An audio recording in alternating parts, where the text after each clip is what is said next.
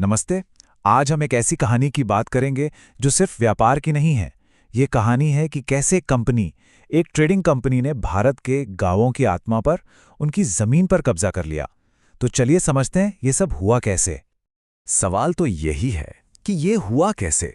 सोचिए, एक कंपनी जो सिर्फ व्यापार करने आई थी, वो रातों रात पूरे देहात की जमीनों की मालिक कैसे बन बैठी। इसका राज पता है, तलवारों में नहीं था। नहीं, इसका राज छिपा था कागजों में, उन चालाकी से भरी नीतियों में। हाँ, उन्हीं नीतियों में जिनका बस एक ही मंत्र था, एक ही मकसद, मैक्सिमम रेवेन्यू। मतलब जमीन से जितना हो सके, जैसे हो सके, पैसा निकालो। और बस इसी एक सोच ने, इसी एक मंत्र ने भारत के गांवों की पूरी तकदीर हमेशा के लिए बदल के रख दी।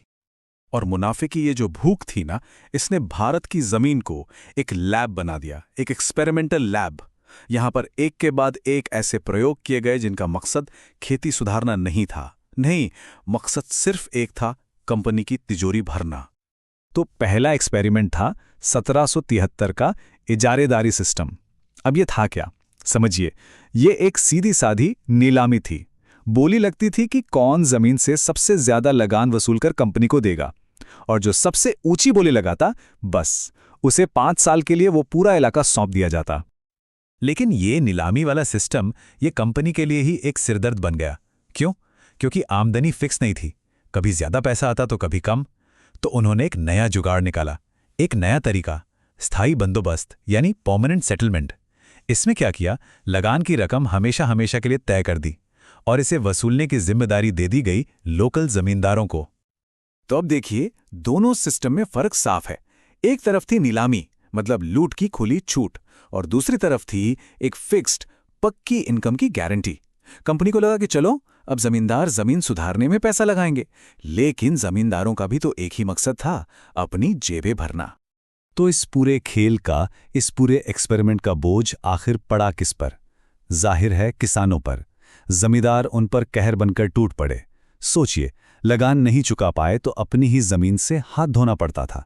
नतीजा, कंपनी अमीर होती गई और भारत का किसान गरीब। पर रुकिए, कहानी सिर्फ जमीन के लगान तक ही खत्म नहीं होती। कंपनी की मुनाफे की भूख और भी ज्यादा थी। उन्होंने एक और तरीका खोज निकाला, एक ऐसा तरीका जिसने किसानों को एक भयानक जाल में फंसा दिया। एक ऐसा कर्ज का जाल जिससे बाहर निकलना लगभग नामुमकिन था। ये था नील का जाल। तो ये नील था क्या? नील एक पौधा था जिससे कपड़ों को रंगने के लिए एक बहुत ही शानदार चमकदार नीला रंग बनता था। यूरोप में इसकी डिमांड बहुत ज्यादा थी, और बस ब्रिटिश बागान मालिकों ने इसे भारत में मुनाफे का एक नया जरिया बना लिया। अब नील की खेती करवाने के 2 मुख्य तरीके थे। एक था निज सिस्टम, जिसमें बागान मालिक अपनी ही जमीन पर मजदूरों से खेती करवाते थे, और दूसरा था रैयती सिस्टम। ये ज्यादा कॉमन था, और यही सबसे ज्यादा खतरनाक, सबसे ज्यादा शोषण करने वाला सिस्टम साबित हुआ। और ये रैयती सिस्टम एक दुष्चक्र की तरह काम करता था। देखिए कैसे। सबसे पहले किसानों से जबरदस्ती कॉन्ट्रैक्ट साइन करवाए जाते, फिर उन्हें ऊंची ब्याज दर पर कर्ज दिया जाता। शर्त यह होती कि उन्हें अपनी सबसे उपजाऊ जमीन पर, जहां वो चावल उगाते थे, अब नील उगाना होगा। और जब फसल तैयार होती तो उसकी कीमत इतनी कम दी जाती कि वो बेचारे अपना कर्ज कभी चुका ही नहीं पाते थे। ये एक ऐसा जाल था जो पीढ़ी दर पीढ़ी चलता रहता। तो सवाल ये है कि ये जुल्म, ये शोषण आखिर कब तक चलता? एक दिन तो सब्र का बांध टूटना ही था, और वो दिन आया 1859 में। बंगाल के हजारों किसानों का सब्र जवाब दे गया, और उन्होंने इस जालिम सिस्टम के खिलाफ बगावत कर दी। इसी को इतिहास में हम नील विद्रोह या ब्लू रिबेलियन के नाम से जानते हैं। हजारों लाखों रैयतों ने एक साथ नील उगाने से साफ इनकार कर दिया। और ये कोई छोटा मोटा प्रदर्शन नहीं था, नहीं, ये एक संगठित विद्रोह था, एक ऐसी बगावत जिसने पूरे बंगाल को हिला के रख दिया।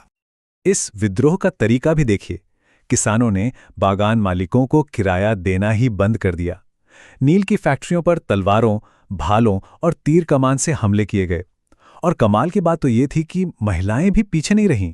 वो अपने बर्तनों, कड़ाहियों और रसोई के सामान के साथ ही लड़ाई में कूद पड़ीं। जो लोग बागान मालिकों के लिए काम करते थे, उनका पूरे समाज ने बहिष्कार कर दिया। मतलब पूरा का पूरा गांव, पूरा समाज एक साथ खड़ा हो गया था। और इस बगावत की आग सिर्फ गांव तक ही सीमित नहीं रही। इसकी गूंज पहुंची कलकत्ता के पढ़े लिखे समाज तक। वहां दीनबंधु मित्र ने एक नाटक लिखा, नील दर्पण। इस नाटक ने बागान मालिकों के अत्याचारों की कहानी को पूरे देश के सामने ला दिया, जिससे इस विद्रोह को और भी ज्यादा ताकत मिली। तो इस विद्रोह ने एक बात तो साफ कर दी कि जब लोग एक हो जाएं तो बड़ी से बड़ी ताकत को भी झुकाया जा सकता है। पर यह लड़ाई अभी खत्म नहीं हुई थी, यह तो बस एक पड़ाव था। विद्रोह का असर इतना जबरदस्त था कि सरकार को झुकना पड़ा। उन्हें एक नील आयोग बनाना पड़ा, और जब जांच हुई तो आयोग ने भी माना कि बागान मालिक ही दोषी हैं कि वो किसानों का शोषण कर रहे थे। इसका नतीजा ये हुआ कि बंगाल में नील का उत्पादन लगभग ठप हो गया। ये किसानों की एक बहुत बहुत बड़ी जीत थी।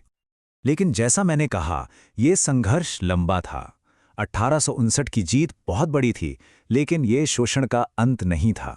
बंगाल के बाद ये कहानी पहुंची बिहार, और कई सालों बाद 1917 में महात्मा गांधी ने चंपारण आंदोलन के जरिए इसी लड़ाई को एक नई दिशा दी। तो आखिर में एक सवाल हमारे सामने आकर खड़ा होता है, जब कोई भी आर्थिक सिस्टम, कोई भी व्यवस्था अन्याय और शोषण पर टिकी हो, तो उसका अंजाम क्या होता है? क्या उसका अंत हमेशा एक विद्रोह ही होता है, या बदलाव का कोई और रास्ता भी मुमकिन है? ये एक ऐसा सवाल है जो उस दौर में भी था और आज भी उतना ही जरूरी है। इस पर सोचना तो बनता है।